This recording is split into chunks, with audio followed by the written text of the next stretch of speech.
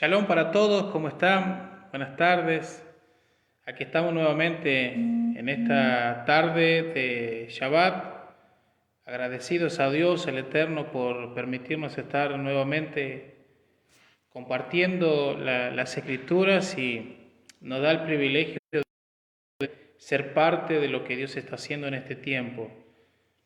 Agradecidos a Dios estamos porque Dios ha sido bueno con nosotros, nos ha permanecido, nos ha concedido la vida para estar hasta el día de hoy. Y bueno, hay mucho por agradecer, mucho por, por ser agradecido. Y bueno, creemos que en estos tiempos necesitamos más que nunca estar tomados de la mano de Dios.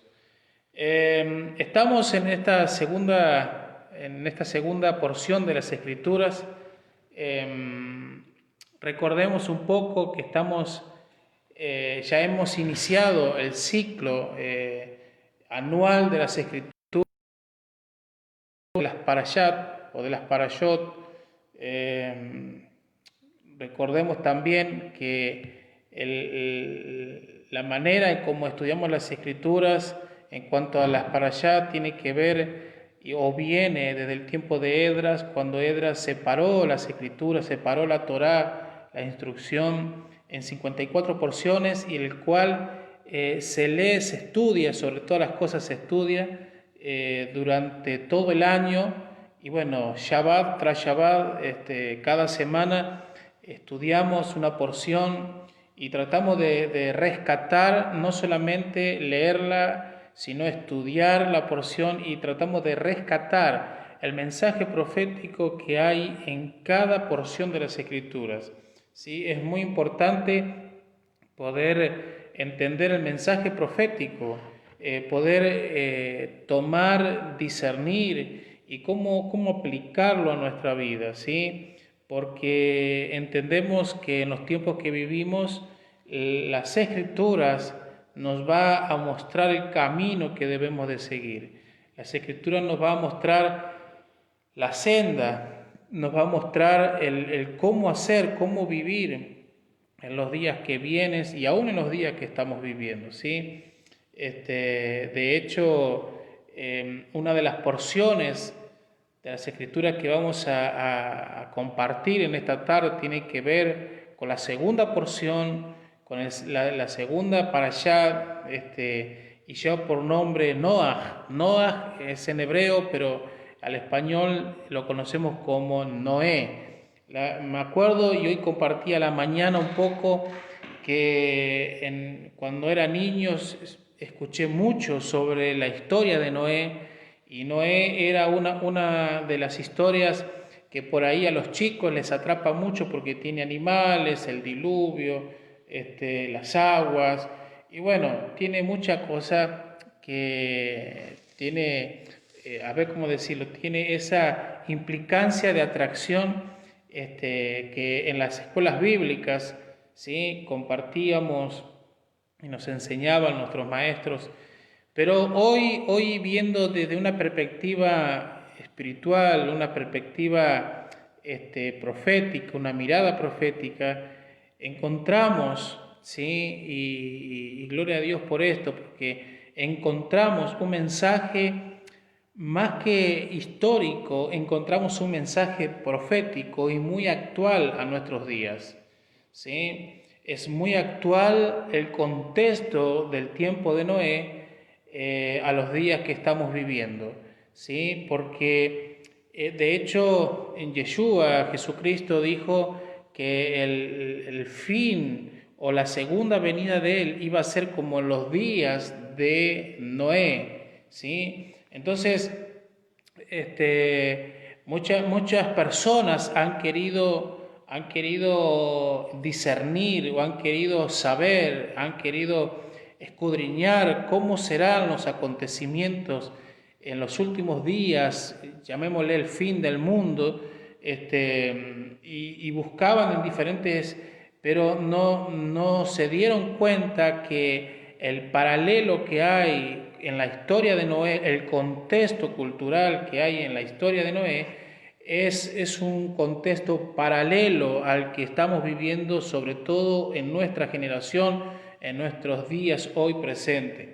Entonces, queremos saber cómo será la segunda venida del Mesías. Bueno, estudiemos a fondo, profundicemos a fondo las escrituras, el contexto de Noé, y nos vamos a dar cuenta cuál es la situación social, política, religiosa a la que se está viviendo hoy en día.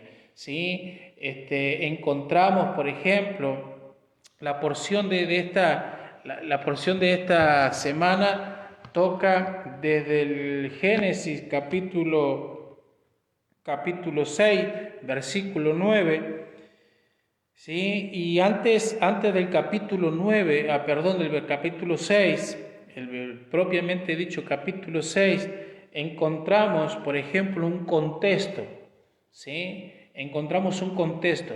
Y quiero que usted preste atención en muchas de las cosas que voy a compartir en esta tarde, porque seguramente nos van a abrir nuestros ojos, y sobre todo a todos aquellos que de alguna manera están comenzando a caminar en la Torá, están comenzando a caminar en esta verdad que el eterno Dios nos está trayendo en este tiempo, ¿sí? En este despertar, llamémosles así, porque necesitamos entender las Escrituras desde la perspectiva bíblica, ¿sí?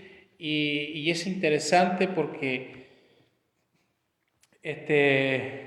mire lo que dice, capítulo 6 de Génesis: aconteció que cuando comenzaron los hijos de los hombres a multiplicarse sobre la faz de la tierra y le nacieron hijas, que vinieron los hijos de Dios con las hijas de los hombres, eran hermosas, tomaron para sí mujer escogida de entre todas, y dijo Yahweh: no contenderá mi espíritu con el hombre para siempre, porque ciertamente él es carne, mas serán sus días 120 años. Presta atención, aquí dice que serán sus días 120 años. ¿Sí? Ya voy a tocar un poquito esto. Dice, y había gigantes, ¿sí? Había gigantes en la tierra en aquellos días. Y hay otra versión, la versión hebraica, dice que había gigantes en aquellos días como lo hay ahora. Escuche, había gigante en el tiempo de Noé como lo hay ahora, dice la versión hebrea. Entonces dice, y también después que se llegaron los hijos de Dios y las hijas de los hombres y les engendraron hijos, estos fueron los valientes que desde la antigüedad fueron varones de renombre. Estos varones de renombre tenían que ver con personas importantes, con jueces. O sea, una persona de renombre en aquellos días, más en los primeros años de la creación, en el tiempo de los reyes, en el tiempo de Moisés, una persona de renombre, eran personas muy importantes, eran personas muy influenciadas en la sociedad políticamente hablando y también religiosamente, personas de renombre. Por eso, fíjese que cuando Coré se quiso rebelar contra Moisés, dice que él juntó unos hombres y dice entre ese texto, dice, eran personas de renombre, eran personas de renombre. Una persona de renombre tenía la facultad y la habilidad, o sea, era propiamente parte de su persona, tenía que ver que eran letrados, eran personas conocedoras de la ley, conocedoras de la Torá, conocedoras de leyes que regían en ese tiempo,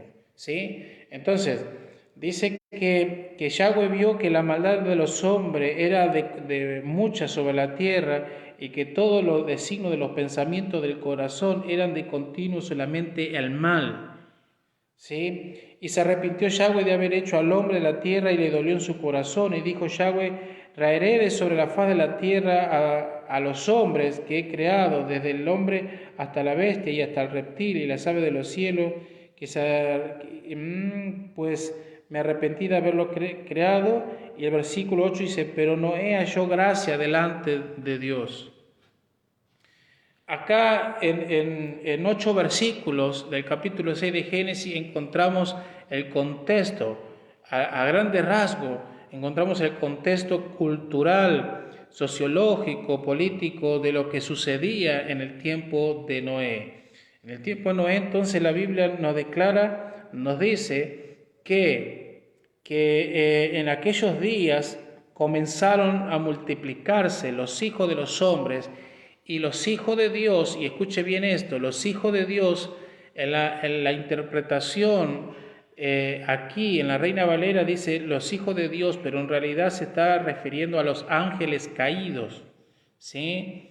Recordemos que una gran parte de los ángeles en el cielo, cuando servían al Dios eterno, se rebelaron junto con Luzbel. Entonces Dios los desterró, los arrojó a la tierra, y una gran parte de estos ángeles son de estos hombres que aquí la Reina Valera dice los hijos de Dios, se está refiriendo a los ángeles caídos, ¿sí? En la palabra original son los nefilines, ¿sí? Los nefilín tienen que ver con los ángeles, y aquí lo describe que eran grandes, ¿sí? La Biblia lo describe que son gigantes.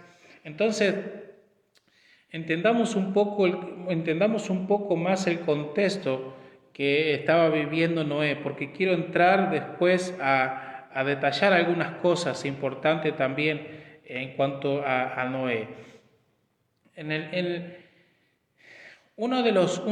De las cosas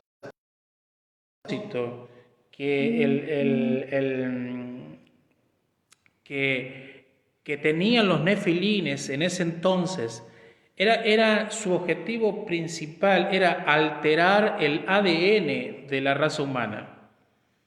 O sea, como venganza o reacción de haber sido arrojado a la tierra por el Dios eterno, ellos decidieron corromper la raza humana. Entonces, ¿cómo lo iban a hacer? El objetivo de ellos era entrar a la genética, al ADN de la raza humana. Entonces, ¿cómo lo hicieron? Mezclándose, teniendo relaciones dice la Biblia, con las hijas de los hombres.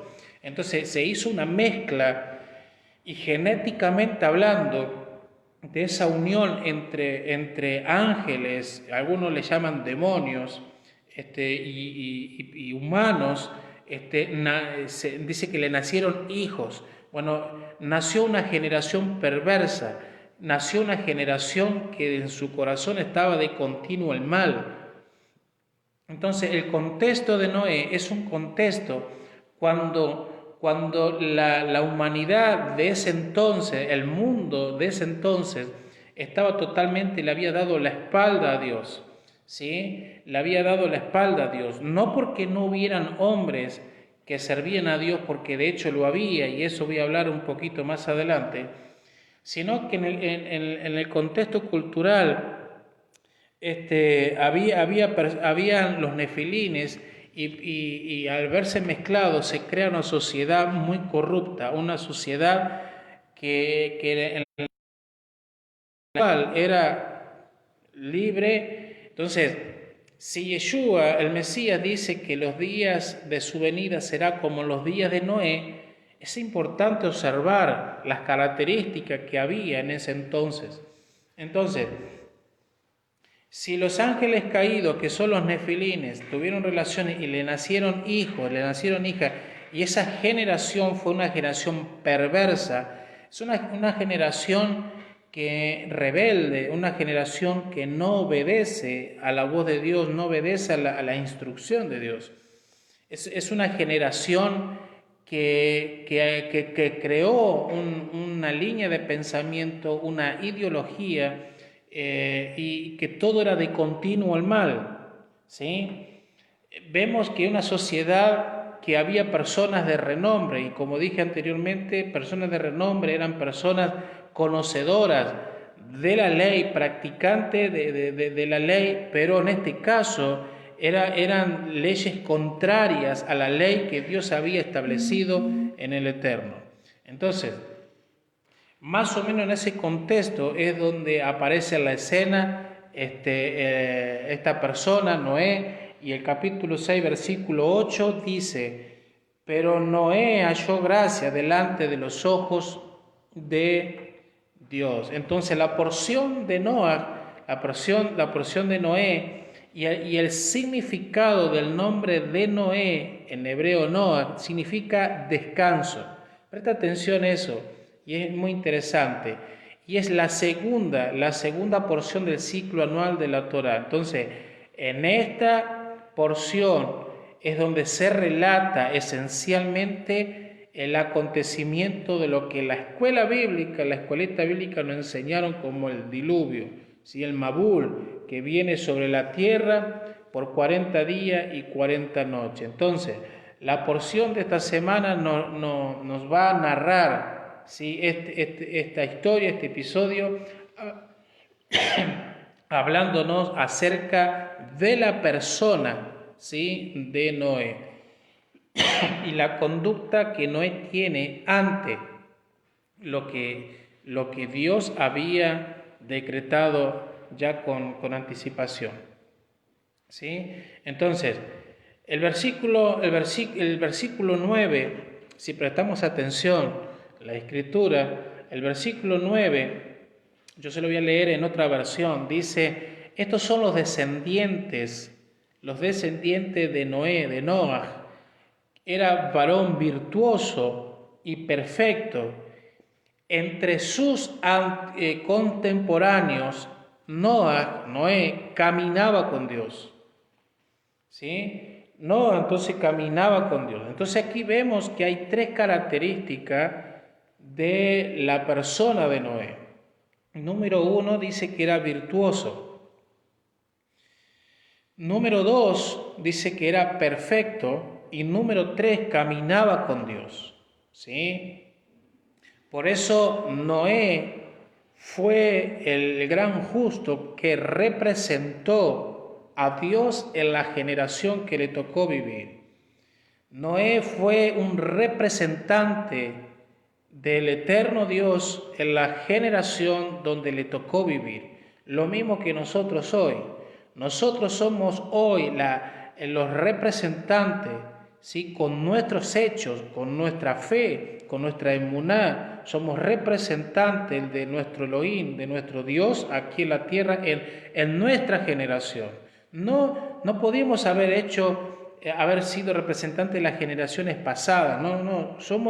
Nosotros somos los responsables, ¿sí?, ante Dios de la generación de la cual estamos viviendo. Entonces, en relación a la justicia, ¿sí?, en relación a la justicia, dice que Noé era un hombre justo, ¿sí? Era un hombre justo que caminaba con Dios.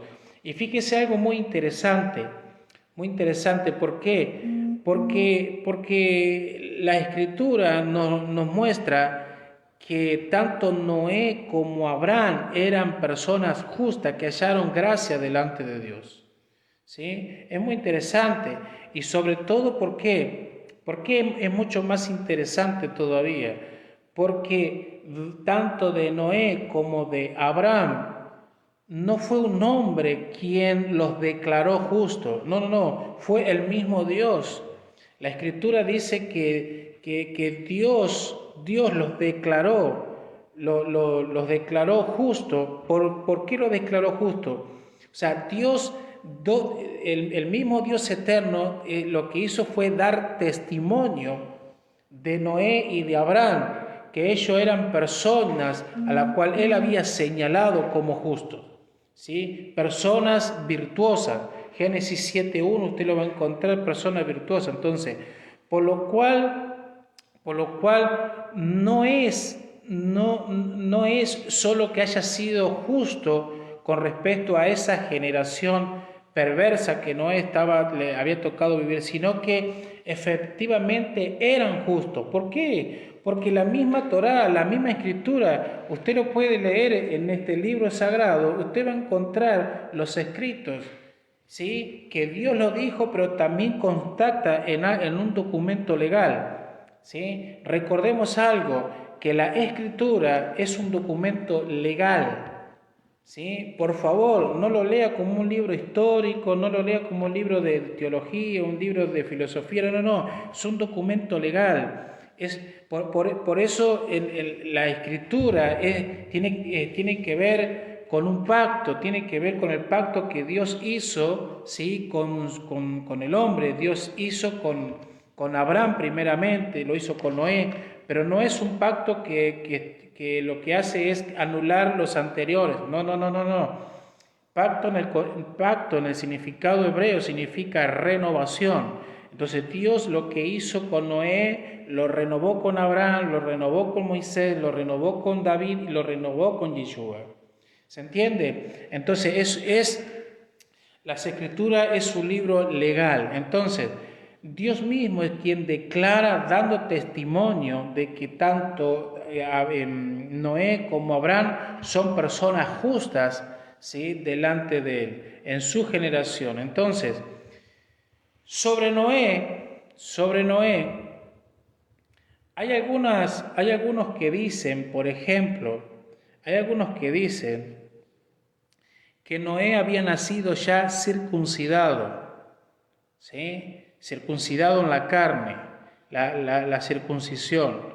Ahora, ¿por qué algunos dicen que, y más que nada algunos rabinos, ¿sí? En las escrituras rabínicas, ellos dicen de que Noé había nacido ya circuncidado? ¿Por qué? Porque según estos comentarios, dice que Dios mismo había profetizado a Adán que con el nacimiento de un joven circuncidado se levantará la maldad impuesta sobre la tierra después del pecado. Recordemos, después que Adán pecó, vino el pecado a la humanidad, entonces dice que lo que dicen algunos sabios, que con el nacimiento de un hombre, de un joven ya circuncidado, se iba a levantar la maldad, ¿sí? Del pecado que había en esa sociedad. Y recordemos, la sociedad de Noé era una sociedad donde el pecado era libre, no había discernimiento entre lo bueno y lo malo, era una generación muy perversa, muy maligna, muy egoísta, una generación muy rebelde ante Dios, una generación que le dio la espalda totalmente a Dios, era una generación muy idólatra, ¿sí? Muy fornicaria. De hecho, algunos, o por ejemplo, dos pecados fundamentales que hubo muchos, pero había muchos pecados en el tiempo de Noé, pero dos fundamentales que se describen en el Nuevo Testamento es el pecado de la idolatría y de la fornicación, ¿sí? Que el apóstol Pablo después comienza a detallar y bueno, dice algunas cosas en cuanto a la idolatría y la fornicación. Entonces, como en ese contexto la tierra, la humanidad en ese entonces, lo que dicen los comentarios de algunos sabios, algunos comentarios, es que la profecía que Dios le había dado a Adán, que después de él iba a venir un joven circuncidado que iba a quitar, ¿sí? El pecado de la humanidad, ¿sí? Haciendo referencia a Noé. ¿Por qué? Porque con Noé el diluvio termina esa generación perversa y hay un nuevo comienzo. ¿Se entiende hasta ahí? Entonces,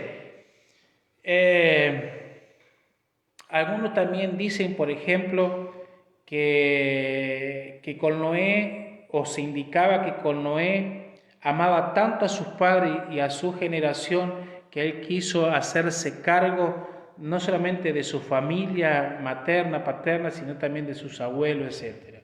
Pero para entender un poco mejor, esta porción de Génesis 6 comienza diciendo, y escuche bien esto, Génesis 6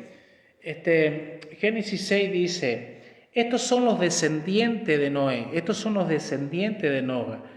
pero inmediatamente nos habla acerca de la condición espiritual. ¿Se entiende? Si lo leemos, Génesis 6, capítulo 9 dice: estas son las generaciones de Noé, varón justo, era perfecto y caminaba con Dios y engendró, etcétera, etcétera, y comienza a detallar, ¿sí?, la condición espiritual elevada que tenía Noé. Y muy interesante, se lo vuelvo a leer. Estos son los descendientes de Noé, pero sin embargo dice que era perfecto, era justo y caminaba con Dios. Noé era un hombre virtuoso y perfecto. Entre sus contemporáneos, Noé caminaba con Dios, a diferencia de otros. ¿Se entiende? A diferencia de sus contemporáneos, Noé caminaba con Dios. No es detalle menor. Ahora, Noé caminaba con Dios. Entonces, esto nos muestra que en realidad el legado y la descendencia de un hombre son sus actos de bien. O sea, lo que quiero decir es que el legado que Noé deja a su descendencia, ¿sí?, son las acciones, son sus actos. Por eso, un legado que podemos dejar nosotros a las generaciones que vienen, si es que la hay, tiene que ver no solamente con algo material, sino que tiene que ver con algo que quede marcado. A ver si me logro explicar mejor. Por ejemplo, todos en algún momento vamos a perecer, vamos a morir, ¿sí? Pero sin embargo, nuestras acciones, nuestras obras que hemos hecho bien delante de Dios, ¿sí?, van a ser el fruto o serán el fruto de la obediencia a Dios. Eso va a permanecer siempre. ¿Se entiende? Por ejemplo, le doy un ejemplo. Usted va al libro de Hebreos y usted va a encontrar, Hebreos 11, usted va a encontrar que por la fe, ¿sí?, algunos le llaman los héroes de la fe, dice que por la fe, y entre eso está, Sansón, está Rahab, etc. Pero sin embargo, cuando llega a describir a Abel, ¿sí?, cuando llega a describir a Abel, es muy interesante porque dice que la ofrenda de Abel fue tan agradable ante los ojos de Dios que hasta hoy esa ofrenda sigue hablando, sigue clamando. Entonces encontramos que la ofrenda de Abel fue algo que quedó en aquel tiempo, pero sin embargo su acto, su acción, lo que él hizo para el Dios eterno quedó plasmado. ¿Cómo será que hasta el día de hoy nosotros lo leemos en las Escrituras? ¿Se entiende? Entonces, el legado desde un concepto paternal tiene que ver cuando dejamos a nuestros hijos un camino marcado a la obediencia al Dios eterno. Entonces, nuestros hijos nos van a recordar no porque hicimos tal cosa y le hicimos unos gustitos, no, nos van a recordar por cuanto nosotros fuimos obedientes o no a nuestro Dios.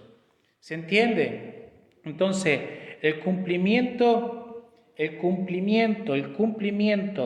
de la obediencia a la Escritura, a la Torá, va a traer como consecuencia, ¿sí?, nos va a traer como consecuencia externa en un nuevo mundo que será la era mesiánica. Entonces, el verso nos señala que Noé era virtuoso, perfecto y caminaba con Dios. Tres cualidades, tres virtudes, ¿sí?, o tres cualidades que la Torá está haciendo destacar, no por casualidad, sino para mostrarnos algo.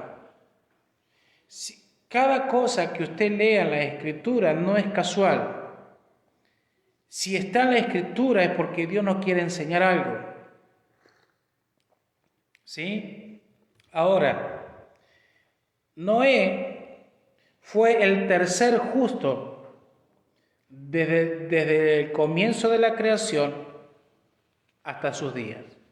Fue el tercer justo. ¿Por qué? El primer justo que encontramos en la escritura, en el libro de Génesis, es Enoc. Dice que Enoc era hombre justo. El segundo que encontramos es Matusalén. Matusalén también fue considerado como un hombre justo. ¿Sí? Entonces, Noé fue una de las personas que tuvo la oportunidad de darle continuidad al mundo. Entonces, después que describe en capítulo 6, versículo 9 en adelante, dice, estas son las generaciones, no dando nombre, hablando de el contexto de Noé. Versículo siguiente dice, y engendró Noé hijos a Sem, a Cam y a Jafet. Ahí nos está abriendo otra puerta para poder entender algo. Entonces,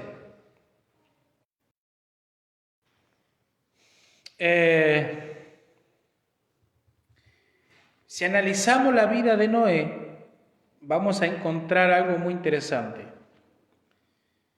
Noé dice que tuvo la particularidad de vivir, a ver cómo llamarlo, tuvo la particularidad de vivir como en 3 etapas de su vida, que creo personalmente que es lo mismo que nosotros vivimos hoy.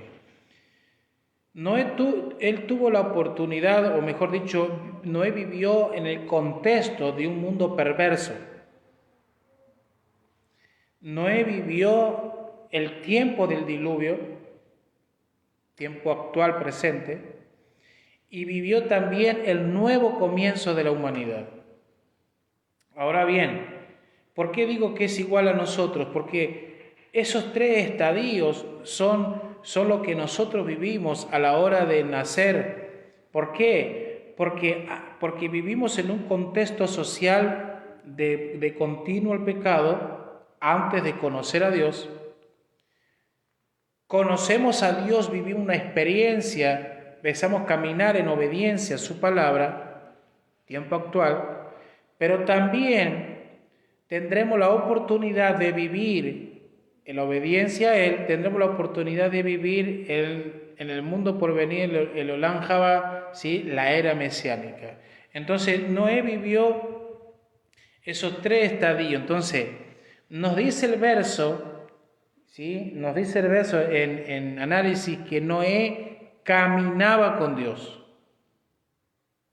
Y quiero llegar a este punto porque aquí está la clave de lo que hizo que Noé pudiera mantenerse firme en el contexto cultural en el cual él estaba viviendo.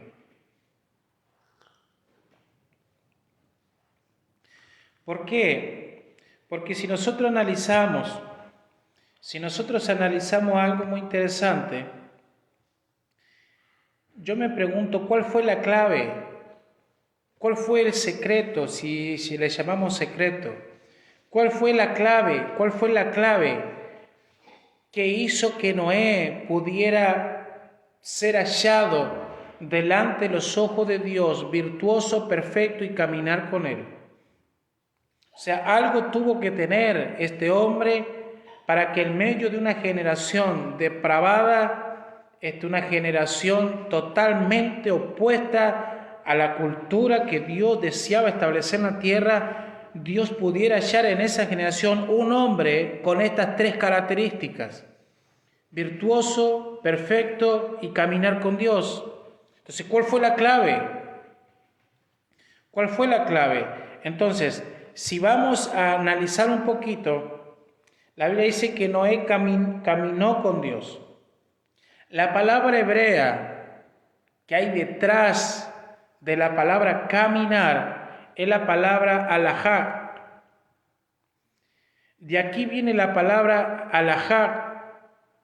O sea, dicha palabra es la que se usa normalmente, ¿sí? Normalmente en un contexto judío o en el judaísmo, en la religión del judaísmo, es muy común usar la palabra alajá.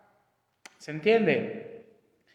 Para referirse ¿a qué? A la interpretación legal de la Torá.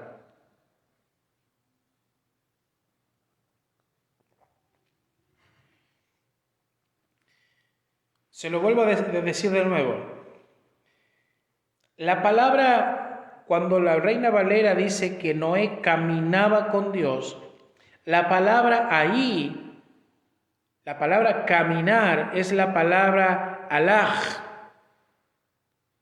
que la raíz es alajá, que dicha palabra es la que usan normalmente en el judaísmo para describir o referirse a la interpretación legal de la Torá, o sea, de la Escritura.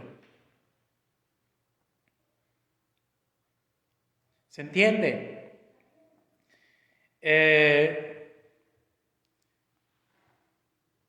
Entonces yo entiendo que el secreto o la clave que tuvo Noé para mantenerse firme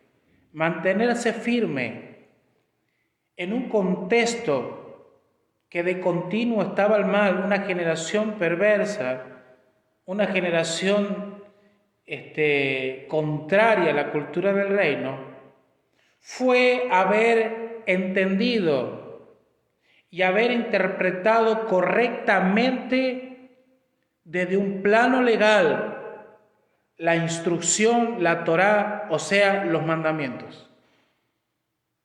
Y por supuesto obedecerlo. O sea, la clave de Noé haber sido hallado justo delante de Dios fue haber obedecido correctamente la instrucción de Dios.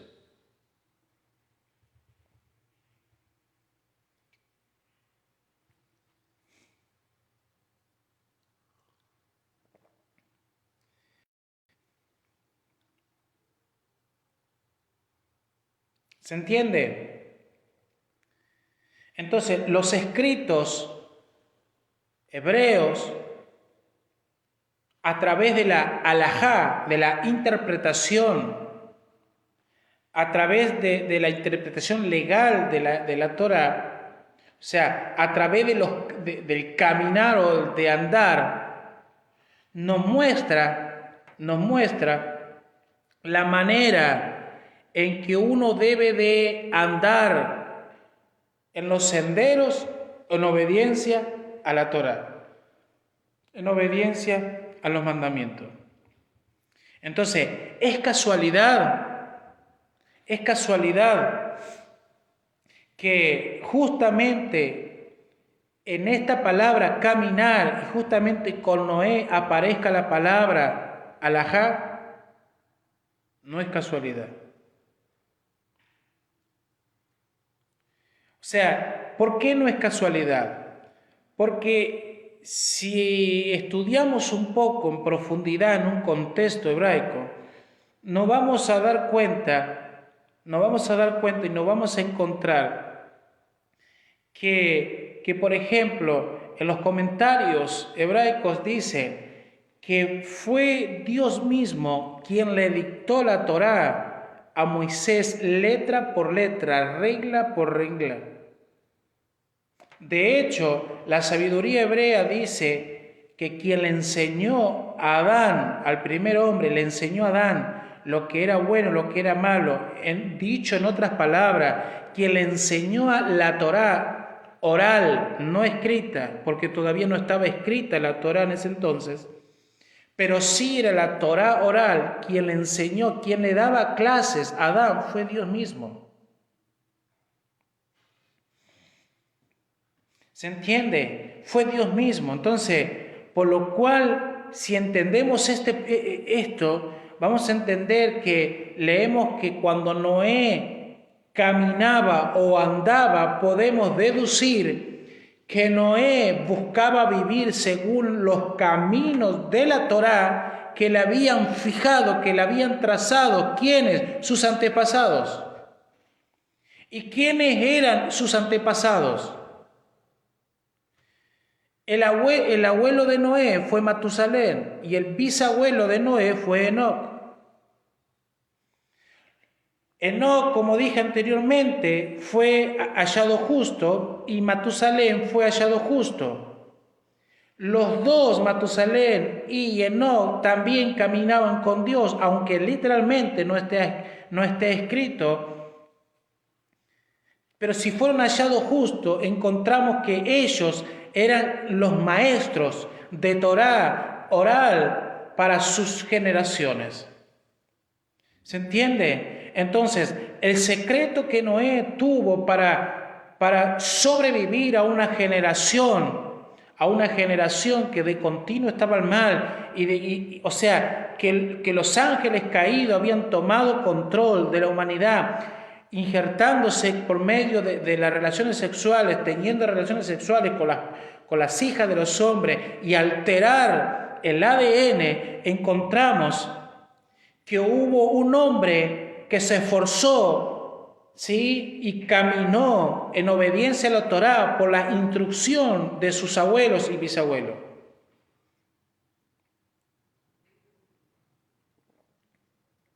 ¿Se entiende? Estamos acá. La halajá o el camino que Noé guardaba era la de sus padres. ¿Cómo lo sabemos a esto? Vuelvo a recalcar, porque el bisabuelo de Noé era Matusalén y el abuelo de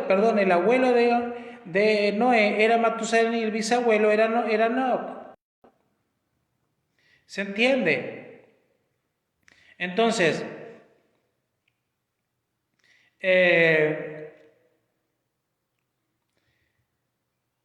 fíjese que, por ejemplo, el abuelo de Noé dice que era un hombre justo.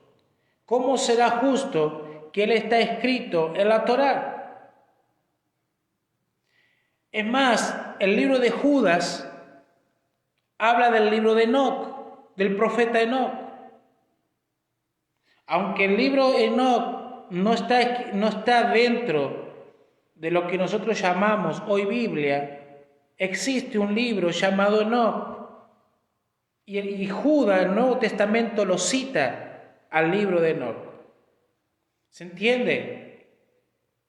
Entonces, el justo de Enoc como Matusalén fueron escritos en la Torá, ¿sí?, que fue el nombre que vivió más en la historia de la humanidad y su nombre, vuelvo a recalcar, era Matusalén. Entonces, fíjese que según algunos dicen, que al igual que Noé, tanto Matusalén como Enoc, su predicación era la Teshuvá. ¿Qué es lo que significa Teshuvá? Teshuvá es en hebreo, pero ¿qué es lo que significa Teshuvá? Arrepentimiento, retorno. Entonces, ¿por qué cuando Dios habló a Noé que construyera un arca? Porque y le dio las medidas, etcétera. La predicación que Noé tuvo hasta que subió al arca fue de teshuvá, arrepentimiento, retorno. Su mensaje es: vuélvanse a Dios. El mensaje, llamémosle, profético, pero el mensaje central de la predicación de Noé fue un mensaje de arrepentimiento. Es como decirle: hey, escuchen, vuélvanse a Dios porque sus caminos están el mal de continuo. Hey, vuélvanse a Dios porque sus actitudes no son correctas delante de Dios. ¿Se entiende?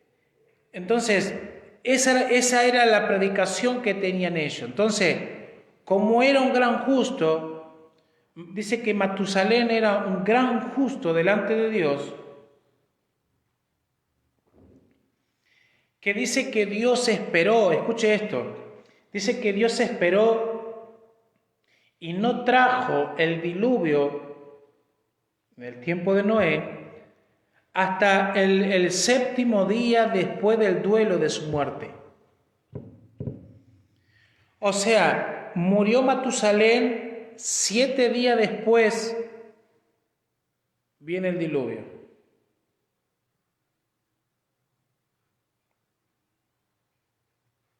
¿Se entiende? ¿Por qué? ¿Por qué algunos comentarios de la Torá nos dice esto? Que Dios no trajo el diluvio hasta que después que murió Matusalén. Porque el nombre de Matusalén significa a su muerte enviará. A su muerte enviará. La pregunta que surge acá es: ¿a quién Dios enviará después de la muerte de Matusalén? Algunos dicen que se refiere al diluvio, que después de la muerte de Matusalén Dios enviará el diluvio.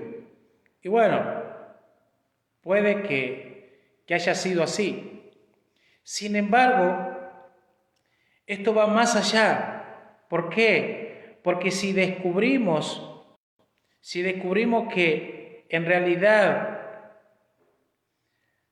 Noé es el prototipo o es el tipo del Mesías,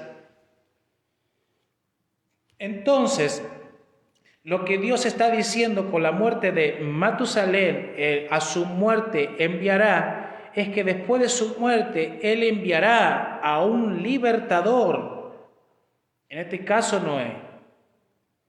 ¿Me va siguiendo hasta ahí? Entonces, fíjese que, por ejemplo, ¿por qué? Porque Noé era quien iba a introducir a los que quedaron del diluvio a un nuevo mundo, a una nueva dimensión, llamémosles así. Fíjese que uno de los propósitos del Mesías en su primera venida fue una venida de redención, nos redimió, nos perdonó, etc. Pero como estamos aguardando la segunda venida, que es muy eminente, vamos a encontrar que una de las misiones o propósito del Mesías es ingresarnos al Olam Jabá. ¿Qué significa Olam Jabá? Mundo venidero, la era mesiánica, los 1000 años del reinado del Mesías. Esa fue la misión de Noé, introducir a sus descendientes al nuevo tiempo. ¿Por qué? Y me adelanto un poquito. Porque Noé es la 8ª generación y el número 8 en la gematría significa nuevos comienzos. Entonces, con Noé vendría un nuevo comienzo. Con el Mashiach, con Yeshua, cuando Él venga por segunda vez y nos introduzca en la nueva era mesiánica, o sea, en la era mesiánica nos va a introducir en un nuevo comienzo. ¿Se entiende? El ingreso a la humanidad, al mundo venidero, de ese entonces es lo que Noé iba a hacer. Entonces, desde ese momento, toda la humanidad dice que tiene a Noé como una figura o prototipo del Mesías. ¿Se entiende? Entonces, así que el nombre de Matusalén en realidad nos está direccionando a una profecía mesiánica. ¿Por qué mesiánica? Porque nos está mostrando, al igual que Noé, que el Dios eterno enviará ¿a quién? Al Mesías, a ingresarnos a un mundo, a la Olam Jabá, a la era mesiánica. Vamos, motívese un poquito. Aquí estamos viendo el paralelo del contexto de Noé, ¿sí? Paralelamente en el tiempo en el que estamos viviendo y a lo que estamos a punto de comenzar que creo perfectamente y seguro que no va a tardar mucho que el Mesías regrese y seremos introducidos. Olvídese de ir al cielo. No, no, no, no, acá no se trata. Dios, el objetivo de Dios no es introducirnos al cielo. ¿De dónde sacó eso? La idea de Dios no es llevarnos al cielo, la idea de Dios es que gobernemos con el Mesías aquí en la tierra. Esa es la era mesiánica, ese es el Shabbat de Shabbat, el Shabbatón, el nuevo comienzo, llamémosle así. ¿Se entiende? Entonces, fíjese que, presta atención en algo. Si usted busca cada nombre principal mencionado en el capítulo 5 del libro de Génesis, y usted busca su significado literal correspondiente a cada nombre, usted va a lograr formar una frase. Escuche, porque esto es tremendo. Desde Adán hasta Noé, capítulo 5, búsquelo. Y los nombres, vuelvo a recalcar los nombres mencionados, los nombres principales, porque hay varios, pero los nombres principales mencionados en el hebreo, usted busca el significado y usted va a encontrar una frase. Entonces, la frase que se encuentra con los nombres y su significado es hombre, sustituto, mortal, bajó y a su muerte descansó. Vuelvo a reiterar. Hombre, sustituto, mortal, bajó y a su muerte descansó. Esos son los significados de los nombres más importantes del capítulo 5 de Génesis en la generación desde Adán hasta Noé. Entonces, ¿cuál es el mensaje que hay ahí? ¿Cuál es el mensaje? Porque dichos estos significados nos muestran un plan tenido desde el comienzo de los tiempos. Que Dios a través del Mesías, escuche, que a través del Mesías, quien es el hombre, quien es el sustituto, quien bajó de Dios, ¿sí? Y que a su muerte Él no dio descanso. No me entendió.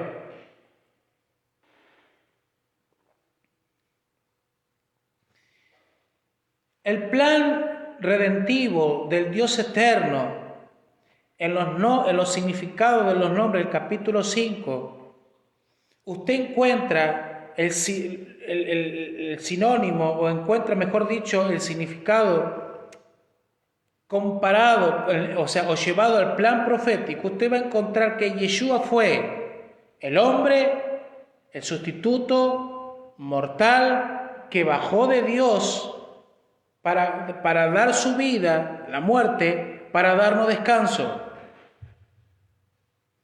Vamos. ¿Entendió? Ahora bien, ¿cómo hizo Noé todo esto? ¿Cómo hizo Noé todo esto? Ya lo habíamos dicho, guardando la alajá, los caminos de los padres, el mismo camino de obediencia que tuvo ¿a quién? A Enoc y a Matusalén. ¿Se entiende? ¿Cómo hizo Noé? Siguió la instrucción que sus antepasados Enoc y Matusalén le impartieron, le instruyeron, ¿Qué le instruyeron? La Torá, la instrucción. Recordemos algo, y es bueno recalcar esto. La palabra Torá significa en el hebreo instrucción, no significa ley. O sea, en la interpretación o en las traducciones, cuando se tradujo la Biblia o se tradujo la Torá del hebreo al griego, la palabra que se asemejó más para traducir Torá fue ley. ¿Se entiende? Pero bueno, todo eso tiene un contexto. Tiene un contexto. ¿Por qué? Porque la palabra ley para el contexto greco-romano significa maldición. Por eso en el sistema tradicional religioso evangélico, pronunciar ley es mala palabra, es relacionarte con estar bajo maldición. Claro, porque en el contexto romano, greco-romano, la palabra ley es estar bajo maldición.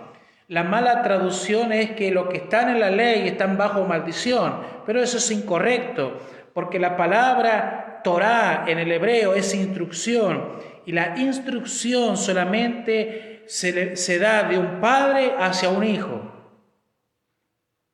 Entonces, lo que sostuvo a Noé para ser hallado justo delante de Dios es caminar en la instrucción, en la Torá de sus antepasados. Una Torá oral que fue emitida por el mismo Dios eterno, Adán, y así sucesivamente. Entonces, ¿cómo sabemos esto? ¿Por qué? Porque si bien es cierto, la Torá no había sido dada todavía a Moisés, pero sí existía la Torá oral. Ahora,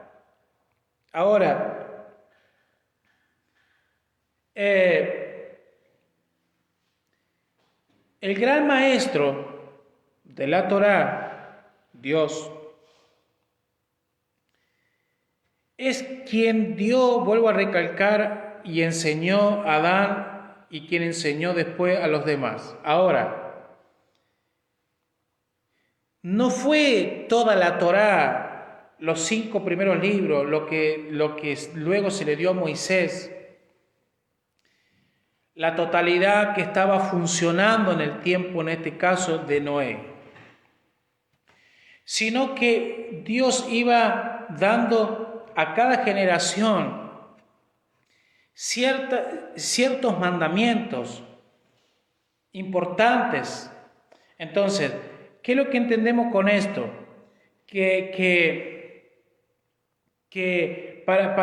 ¿Cómo podemos identificar, o mejor dicho, cómo podemos saber que la Torá ya estaba en el tiempo de Noé?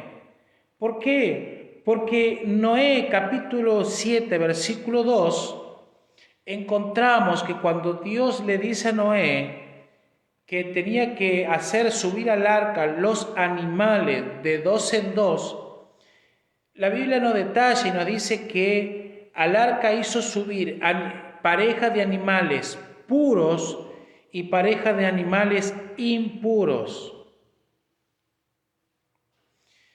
Si no hubiera estado la Torá en ese entonces, la instrucción, si no hubiera estado el mandamiento en ese entonces, ¿cómo sabía Noé cuáles eran los animales puros y los animales impuros? Levítico 11, léalo, ahí va a detallar los animales que Dios decretó puros y los animales que Dios decretó impuros. Son los animales aptos para comer y los animales aptos para no comer. Si bien Dios fue quien le había revelado a los hombres, justo como a Noé, los mandamientos de la Torá relacionados con esta materia,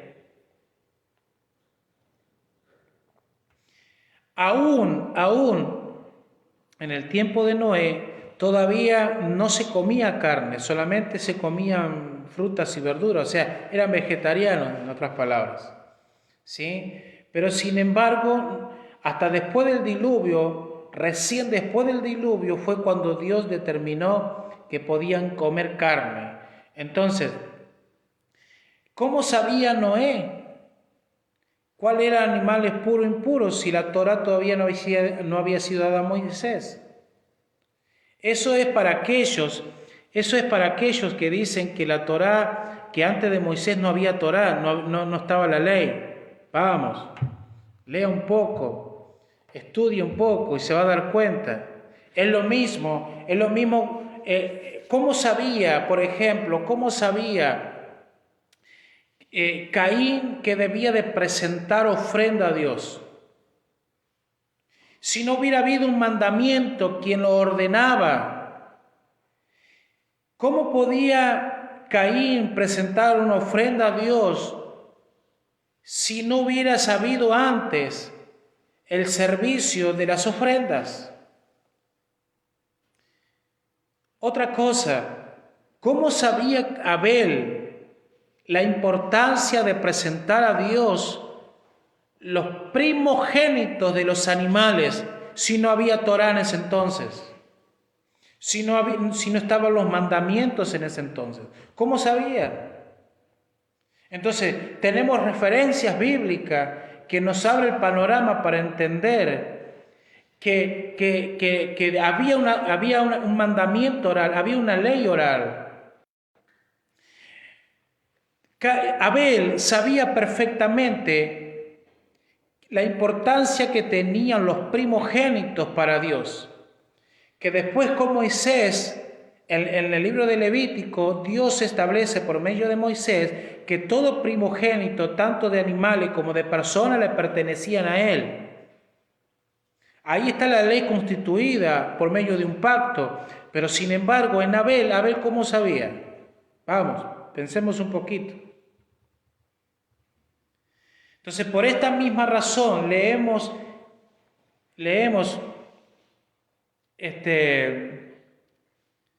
que después con Abraham,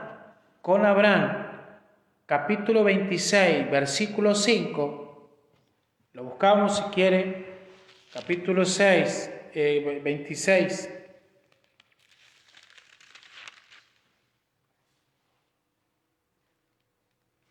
Escuche esto, porque Génesis 26, versículo 5. Por cuanto oyó Abraham mi voz y guardó ¿qué? Mis preceptos, mis mandamientos, mis estatutos y mis leyes.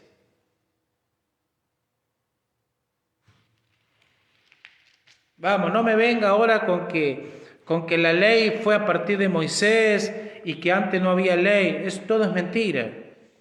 Todo eso es una farsa. Desde Moisés hasta Adán, o de Adán hasta Moisés, había una Torá oral, había un mandamiento oral. Si no, ¿cómo iban a saber ellos cómo comportarse? Cuando vinieron estos tres hombres y uno de ellos era Dios, que se le presentaron a Abraham dice que lo vio, estaba debajo de un árbol, lo vio que venía, mandó, dice rápido a la mujer que preparara una masa, él sacrificó un animal, lo comieron. Eso está representando ¿qué? Pesaj. La fiesta de ¿qué? La fiesta de Pascua. Porque en Pascua ¿qué se come? Cordero y pan sin levadura. Entonces, ¿cómo sabían ellos? La Biblia cuando habla de pan sin levadura está hablando de ¿qué? De Pascua, está hablando de Pesaj y la siguiente fiesta, Hamatzot, de panes sin levadura. Entonces, ¿cómo sabía Abraham eso? Había sido instruido. Y Abraham fue instruido por un hijo de Noé. ¿Se entiende? Entonces, esta es una muestra de que la única manera de sobrevivir espiritualmente a una generación perversa como la que vivió Noé y en la que igual estamos viviendo hoy es imitando la conducta de ¿quién? De nuestros padres espirituales, de nuestros maestros de Torá y cuanto más la vida de nuestro amado Yeshua como maestro. Noé pudo sobrevivir espiritualmente hablando en una sociedad perversa porque imitó la conducta de la obediencia a la Torá de sus padres, de sus abuelos y de su bisabuelo. ¿Cómo podremos sobrevivir nosotros hoy? Imitando la conducta de obediencia a la Torá de nuestros padres espirituales, de nuestros maestros de Torá, y vuelvo a decir, sobre todas las cosas, imitando a nuestro amado y Mesías Yeshua HaMashiach. ¿Se entiende? Fue Yeshua quien nos marcó un camino de Torá de cómo sobrevivir, de cómo vivir. Es más, el libro de Primera de Juan dice que si le amamos debemos de andar como Él anduvo. Hermanos, no saquemos de contexto algo. No. La Biblia nos marca que tenemos que ser imitadores de el Mesías y que debemos de andar como Él anduvo. ¿Y cómo Él anduvo? Quebrantando los mandamientos, quebrantando la Torá. No, discúlpeme. Pero el Mesías vino y vivió en completa obediencia a la Torá. De hecho, cuando Él fue tentado, Él dijo, escrito está. ¿Dónde está escrito? Si todavía no estaban los evangelios escritos, no estaba el Nuevo Testamento. ¿A dónde está escrito? Entonces la Biblia dice que Él venció la tentación de Satanás diciendo, escrito está. ¿A dónde está escrito?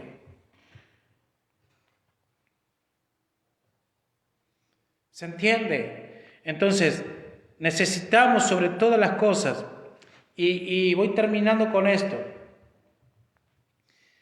El apóstol Pablo dice, sé imitadores de mí como yo lo soy del Mashiach, del Mesías.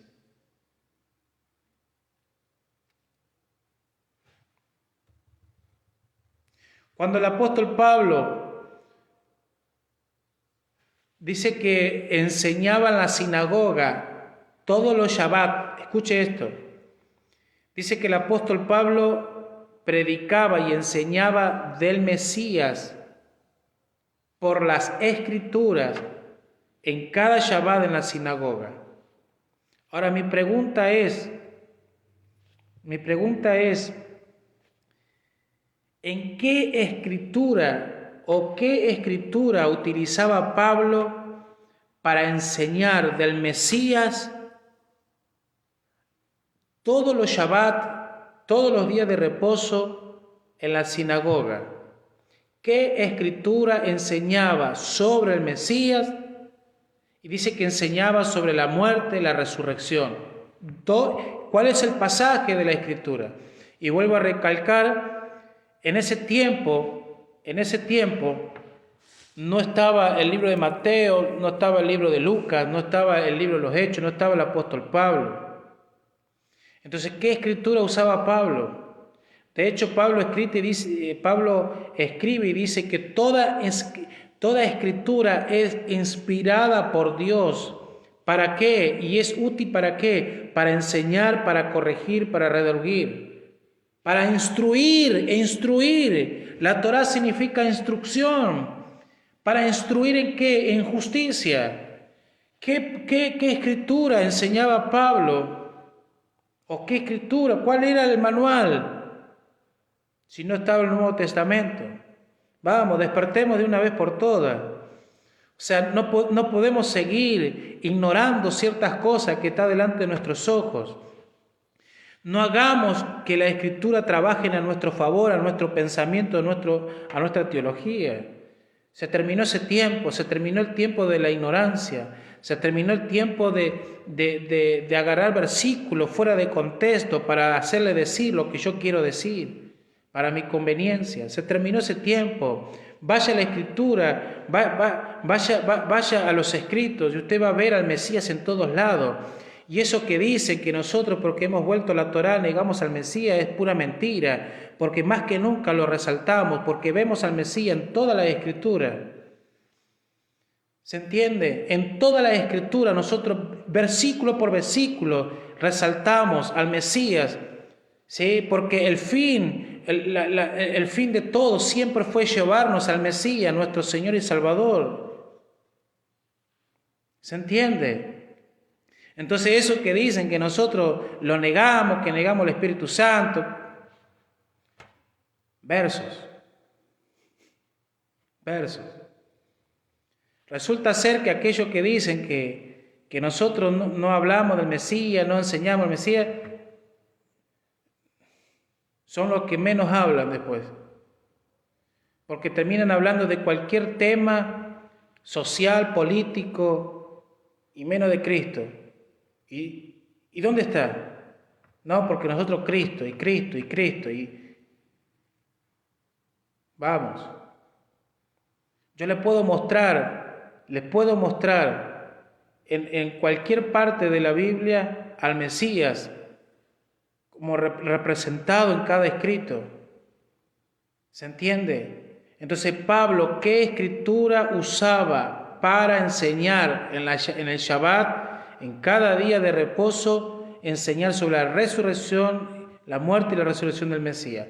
¿Usted está al tanto de Levítico 23? Levítico 23 habla de la fiesta, y son las fiestas de Dios, no son fiestas judías. La fiesta de Dios son 7, que empieza con Pascua, pan sin levadura, primeros frutos o primicia, Pentecostés, Yom Teruah, Yom Kippur y Sukkot. Son 7 fiestas, las cuales están separadas en 2, la fiesta de primavera y la fiesta del otoño. La fiesta de primavera también, que son las primeras 4, Pesach, Pascua, pan sin levadura, Bikurim, que es primero fruto, y Shavuot. ¿Están relacionados con qué? Está relacionado con la primera lluvia, la lluvia temprana. La lluvia temprana, lluvia tiene que ver con un derramamiento del Espíritu. Tiene que ver con cosecha. Las fiestas están relacionadas con las cosechas. Y las fiestas 3 de Yom Teruah, Yom Kippur y Sukkot están relacionadas con qué? Con la segunda lluvia, la tardía, que tiene que ver también con un derramamiento de agua y una cosecha. Entonces, yo le podría mostrar por medio de Noé que en el ciclo festivo de Levítico 23 está plasmado en la vida de Noé. ¿Por qué? Muéstremelo, profeta, yo lo muestro. Si usted va al contexto, Noé construye un arca, y en ese periodo de construir un arca, Noé lo que predica es arrepentimiento. Arrepentimiento es teshuvá en hebreo, que significa volver, retorno. ¿Sí? ¿Por qué? Porque antes que comience la fiesta del otoño, que es Yom Teruah, que es proféticamente la fiesta donde habrá la resurrección de los muertos y con lo que nosotros conocemos como arrebatamiento, lo que se predica es el ciclo de Teshuvá, el ciclo de arrepentimiento, donde Dios le da la oportunidad al pueblo para que vuelvan su corazón a Dios. ¿Se entiende? Entonces, ¿qué es lo que entendemos ahí? Entendemos que en el tiempo de Noé, Dios dio un periodo para que el pueblo, para que el hombre se arrepintiese. Una vez que vino arrepentimiento, una vez que se cumplió el ciclo, Dios dio la orden para que entren todos, la familia de Noé más los animales, al arca. Una vez que entraron al arca, el diluvio no vino enseguida. Vino 7 días después. Ahora, cuando Noé entró al arca, se cerró una puerta. Se cerró una puerta y 7 días después, esos 7 días después, recién de los 7 días después vino el diluvio. Si usted analiza y estudia las Escrituras, usted se va a dar cuenta que esos 7 días son 7 días que tiene que ver con la fiesta de Hamasó, de panes sin levadura, que comienza con ¿qué? Con Pascua. Si usted analiza el contexto y algunos comentarios, se va a dar cuenta que lo que hizo Noé cuando entró al arca fue tener sacrificar un animal, comer el cordero de Pascua y el pan sin levadura. Y como son 7 días de fiesta los que hay en la pan sin levadura, entonces lo que hizo Noé fue, arriba del arca, fue celebrar Pascua, pan sin levadura y bicurín, primeros frutos. Ahí tiene la fiesta. Ahí tiene la fiesta de la primavera de Levítico 23. Y fíjese que dice que después de los 7 días comenzaron a caer las primeras gotas y Dios comenzó a derramar el agua. Y como le decía anteriormente, que en primavera es considerada como la lluvia temprana, las primeras lluvias. Eso tiene que ver con la primicia, tiene que ver con la resurrección.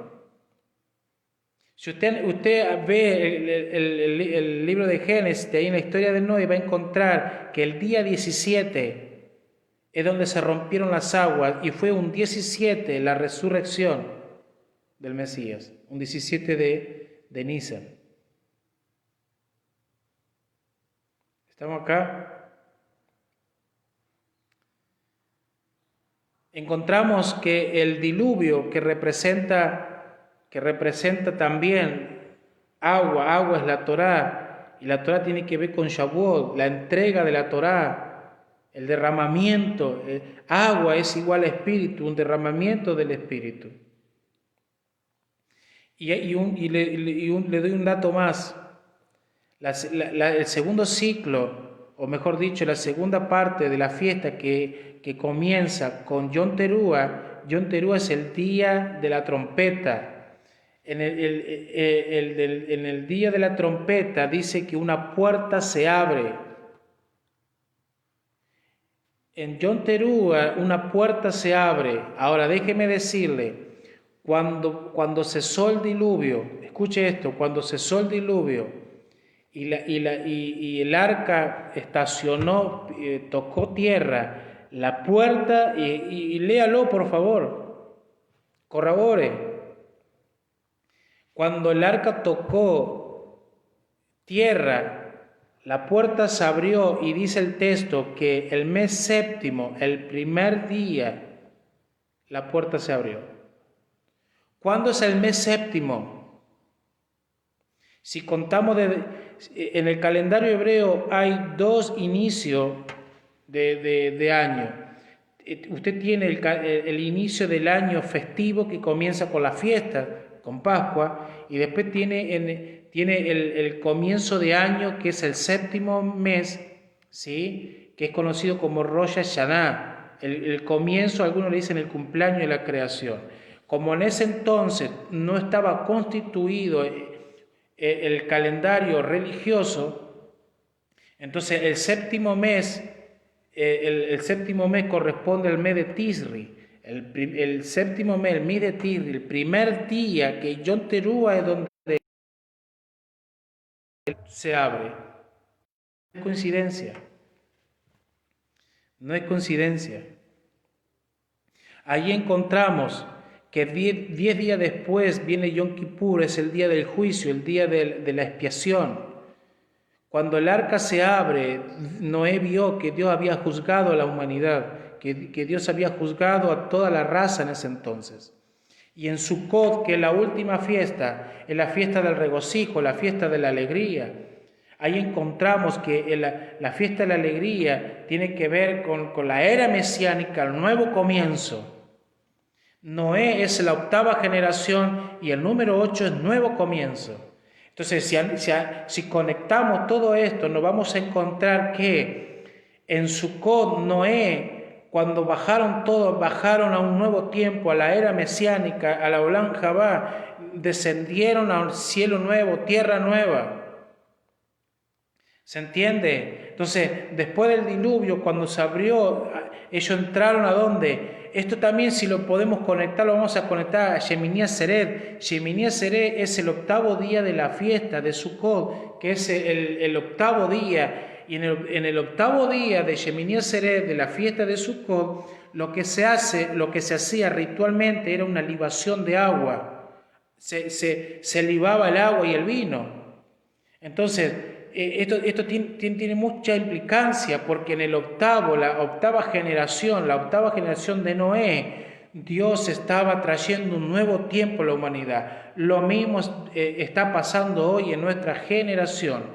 Estamos en una generación predicando la teshuvá, predicando el arrepentimiento, anunciándole al mundo que esto se está por acabar, aunque el nuevo orden mundial quiera decir que está en su pleno furor, que se están dando muchas cosas para establecer el gobierno del antimesías, pero sin embargo, nosotros que estamos aguardando la llegada de nuestro Mesías Yeshua, estamos prontos a ver con nuestros ojos, si Dios nos permite, los cielos conmoverse, abrirse y recibir al Rey de Reyes, Señor de Señores, y a ser introducidos como Noé introdujo a su generación a la era mesiánica, a la era milenial, donde reinaremos con el Mesías Yeshua por 1000 años desde Jerusalén. Vamos. Amén. Estamos acá, dice el texto de Hebreos, y termino con esto, 11:7. Por la fe, no por fe, por la fe, cuando fue advertido por Dios Noé acerca de cosas que aún no se veían, con temor, preparó el arca en que su casa se salvase.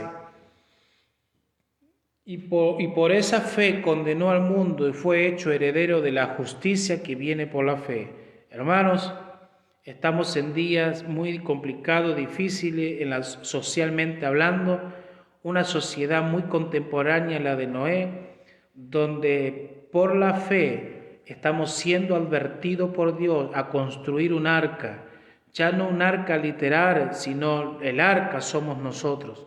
Construyamos nuestra arca en obediencia a los mandamientos, en obediencia a la Torá, pero nuestra fe puesta en nuestro Mesías Yeshua, para poder ser hallados justos, para que cuando todo esto se acabe podamos ser hallados por Dios, ¿sí? Y gobernar con Él por 1000 años. Así que hasta aquí quiero llegar, creo que me extendí un poco, pero bueno, está muy, muy interesante la porción de esta escritura. Les bendigo, que puedan tener un fin de Shabbat bendecido. El próximo sábado, 16 horas, seguimos transmitiendo las porciones de la Parashá, de las Escrituras.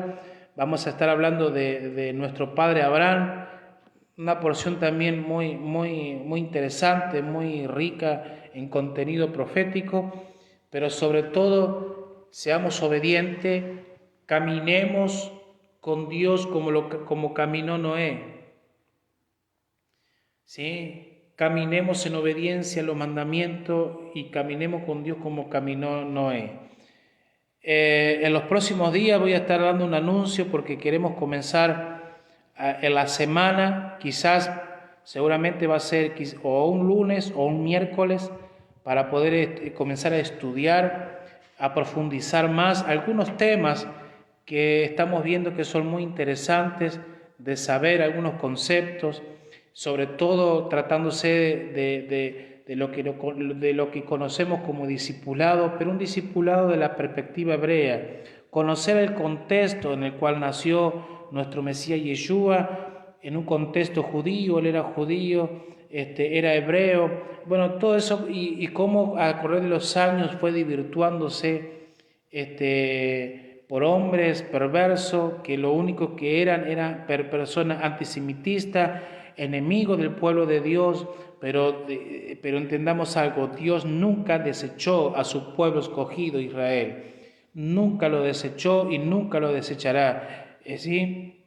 Entonces Dios sigue manteniendo su propósito, Dios sigue manteniendo su estado original y lo seguirá manteniendo porque ese es el principal objetivo. Así que les bendigo, que puedan tener un buen comienzo de semana, Shavuató para todos, ¿sí? Les bendigo y que puedan tener un hermoso fin de Shabbat bendecido por el Eterno. Shabbat Shalom para todos.